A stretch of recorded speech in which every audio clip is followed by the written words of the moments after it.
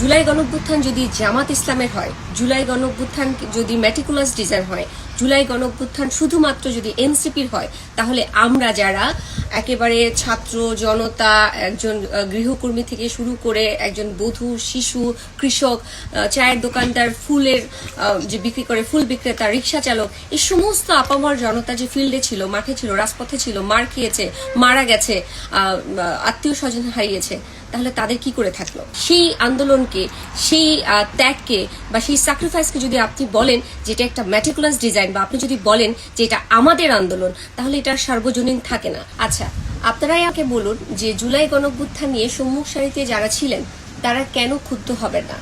জুলাই গণঅভ্যুত্থান কি শুধুমাত্র এনসিপি বা জামাত ইসলামের ছিল? যখন ডক্টর মোহাম্মদ ইউনূস আমেরিকায় গিয়ে বললেন যে এটা একটা ম্যাটিকুলাস ডিজাইন ছিল, সেদিনই জুলাই গণঅভ্যুত্থানকে কুক্ষিগত করে ফেলা হয়েছিল। জুলাই গণঅভ্যুত্থান যদি একটা ম্যাটিকুলাস ডিজাইন হয়, তাহলে আপনি বুঝে নেন যে এই ডিজাইনের পার্ট আমরা হয়ে যাই। তার মানে এটা কোনো আন্দোলন না, এটা কোনো বিপ্লব না, তার মানে এটা একটা মব হয়েছিল, মবক্রেসি। ডক্টর মোহাম্মদ ইউনূস, যিনি কিনা প্রধান উপদেষ্টা, যাকে আমরা রেড কার্পেট বিছিয়ে বাংলাদেশে আমন্ত্রণ করলাম, তিনি চিফ অ্যাডভাইজার হয়ে তিনি ইন্টারন্যাশনালি বলছেন এটা একটা মেটিকুলাস ডিজাইন।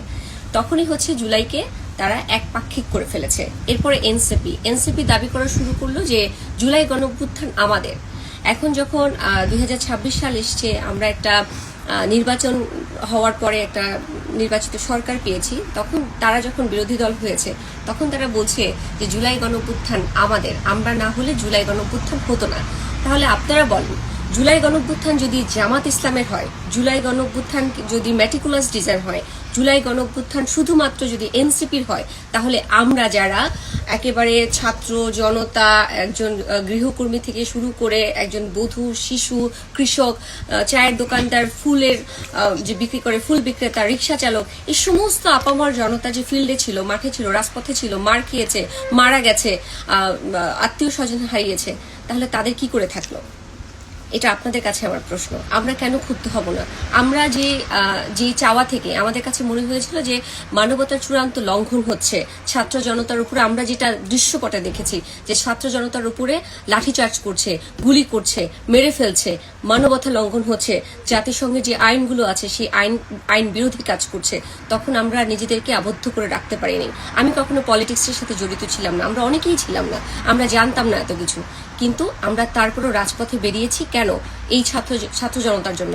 সেই আন্দোলনকে, সেই ত্যাগকে বা সেই স্যাক্রিফাইসকে যদি আপনি বলেন যেটা একটা ম্যাটিকুলাস ডিজাইন, বা আপনি যদি বলেন যে এটা আমাদের আন্দোলন, তাহলে এটা সার্বজনীন থাকে না। সুতরাং আমার মতো অনেক নারী দেখবেন যে ঝরে গেছে, চলে গেছে, আর নেই, আমরা দেখতে পাচ্ছেন না।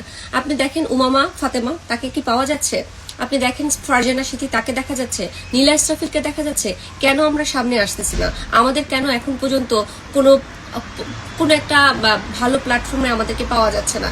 আমরা টক শোতে মার্দিয়া মমতাজকে দেখি, যে কিনা নারীদেরকে ট্রফির সাথে তুলনা করেছে। আমরা মিতুকে দেখি, যে কিনা নারীর একজন বায়োলজিক্যাল নারী, সে কিন্তু নারীর যে অধিকার আছে সেই অধিকার নিয়ে সে কথা বলতে কুণ্ঠিত বোধ করে। একজন ধর্ষককে সে বলতেছে যে এটা একটা প্রেম।